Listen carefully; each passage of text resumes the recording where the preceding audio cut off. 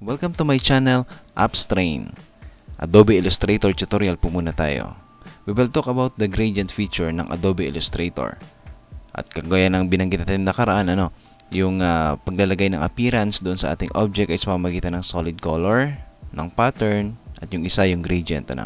Kaya gagawin natin ngayon yung gradient sa Adobe Illustrator. Yung gradient ng Illustrator, meron itong dalawa. Yung tinatawag nating linear gradient at saka yung radial gradient.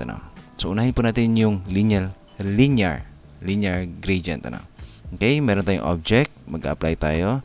Okay, mag-apply tayo ng linear gradient sa ating object. Okay, select natin yung ating object. Okay, ilalabas po muna natin yung kailangan nating panel dito ay yung ating swatches panel at saka yung gradient panel. Okay, ang swatches panel, kung hindi natin makita, dito lang yan sa window. Then, swatches, ayan siya, check natin. At saka yung gradient panel, window. Dito yan sa gradient. Okay. Check natin. So, yan siya. Ito siya, at saka ito siya. Pwede natin i-expand yung ating panel, para makita natin agad. Okay. So, gradient panel, at saka yung swatches panel natin, yung gagamitin natin. At yung ating tool, dito sa ating tool, gagamitin natin yung tinatawag ng gradient tool, Okay. So, ready na. I-apply natin yung linear gradient sa ating object. Okay. Select natin yung object. Then, gradient tool. Okay. Then, click. Okay, linear ito, Dito to sa type, dito sa gradient panel, dito sa type, i-select natin linear. Okay, linear. Okay, so yan, nag-apply siya ng linear, So, yung color natin, yung default color niya ay white, papunta sa black, So, ito yung dalawang color na ito, nagbe-blend, i-blend ni gradient, yung concept ng gradient kasi i-blend niya yung dalawang kulay, from white to black, So, ito na siya, Kung itatapat natin yung ating mouse, nakikita natin dyan yung button na yan, at saka yung button na ito, So, yung indicator kasi nito, yung circle, dito, yan yung start, yung end niya ay yung diamond. So, yun yung indicator natin, Okay, pwede nating palitan yung color. Okay, click natin yan, double click. Okay, lalabas yung ating swatches panel, Hanap tayo ng color, for example, ay red. Then, dito sa dulo ay gagawin ko, double click natin.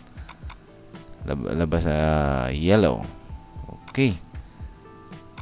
Ayan siya, from red to yellow. Yan yung blending, yung blend ng color. Okay? So, pwede nating i-adjust yan, Okay, pag click natin yung starting point natin dito, yung circle na black, pwede nating i-adjust, Okay, for example, lagay natin sa gitna. Okay. Hindi masyado makita yung yellow, Kasi yung yellow, from here, papunta dito sa kaliwa, yan yung solid color ng red. So, ang blend niya, mag-start dito, magbe-blend siya papunta dito sa yellow. So, yung blend niya start lang dito, From left side, yun ay solid color na, Okay, pwede na tayong ibang direction, Balik natin dito. Pwede natin i-rotate dito sa endpoint niya. Kung makita nyo, tapat nyo yung mouse. Makikita nyo yung arrow, rotation. So, pwede natin iba-ibahin, Okay. So, depende na sa atin, Okay. So, balik natin, sa gitna. Okay. Yun na siya. Pwede tayong mag-add ng color. Dito sa ating gradient, Okay. Itapat natin dito sa baba. Kung nakita nyo yung ating mouse, may plus sign. Ibig sabihin, pwede tayong magdagdag ng kulay. Click natin. Okay. Then, double click natin. For example, maglagay tayo ng blue. Okay. Dito, lagay din tayo dito. Double click natin. Okay. Lagay tayo ng, for example, ay brown. Okay. Okay. Yan na siya, Pwede nating i-adjust yan, Yan.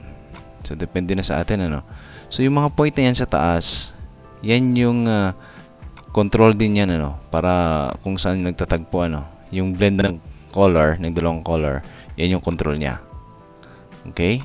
So, madali lang, maglagay ng gradient, Paglalaroan na lang natin, kung papaano.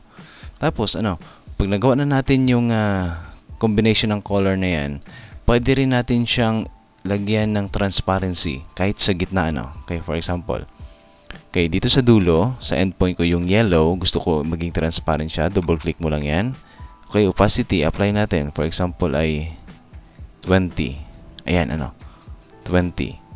So, kung makikita natin dito sa gradient panel, ayan, nagkaroon siya ng fade, yung opacity niya, nagkaroon siya ng feather effect, Okay. So, yung opacity, pwede tayong bawasan yan. Okay, kahit sa gitna, pwede sa gitna, double click natin, for example, yung blue, double click natin, bawasan natin yung opacity niya, gawin natin yung mga 50. Okay.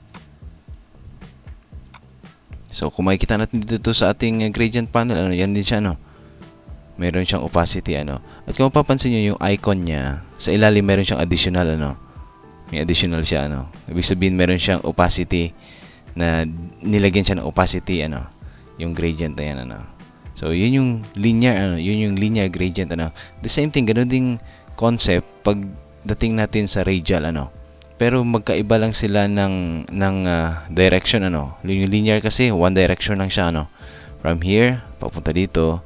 Tapos yung radial naman, okay, subukan natin, radial. Okay, radial. Ayan. Yung radial naman, circle naman siya, Mula siya sa gitna, papunta siya sa labas. Okay, simula sa gitna, papunta sa labas, Yun lang yung pinagkaiba ng dalawa, So, yung pag-change ng color, pag-adjust ng color, pagbigay ng opacity, the same sila ng linear at saka yung radial gradient, Yung concept ay pareho. So, yung pagkaiba lang ay yung kanyang appearance, Dito sa radial gradient, maganda maglaro dito sa radial gradient, Magkaroon tayo ng effect, for example. Okay, makikita natin ito, kung makikita po ninyo, okay, yung bilog na yan, pwede natin i-adjust, Ayan. Pwede natin i-adjust, Okay. Yung dito, ganun din. So, bilog naman siya, hindi makikita, yung pinagkaiba, Pero ito yung kaganda dito sa radial, Sa radial gradient, may bilog pa siya sa dulo. Okay? Kung i-adjust natin, click natin yan, tapos i-drag natin, hihilain natin siya. Okay. Ayan. Nandito siya, So, nag-off center siya. Yung center kasi dito, Pwede natin siyang i-off center. Okay? Ayan. Pwede natin siyang i-off center. Pero the same circle, The same circle, So, pwede natin gawin ganun, Yung radial gradient, So, ganun din, pwede natin i-adjust. Okay, so ganun lang kadali mag-apply ng gradient, Ang ano lang dito ay yung ating imagination, yung ating concept kung paano natin i-blend yung color, At pag natapos na natin, halimbawa, yung gradient na ito, balik tayo dito sa selection tool. Yung gradient na yan ay gusto din nating i-apply doon sa iba pa nating object. Gusto nating i-save, Ang gagawin lang natin, click nyo lang itong gradient na to, gradient button na yan, tapos i-drag po natin doon sa ating swatches. Ayan siya. Okay, the same thing, doon sa linear, balik tayo sa linear. Okay, linear gradient, ito siya. So, yan din. Pwedeng i-drag. Okay. So, masasave ka agad siya automatic dun sa ating swatches. Pwede na natin siyang gamitin sa iba pa nating project, sa iba pa nating shapes. Okay? So, ganun lang kadali mag-apply ng gradient, linear at saka radial sa Adobe Illustrator.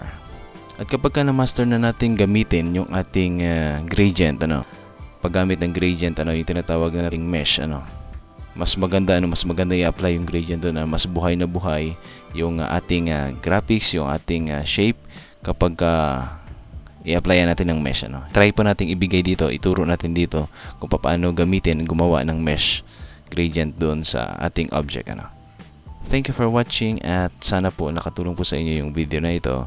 And don't forget to subscribe sa ating channel, Abstrain. Marami pong salamat.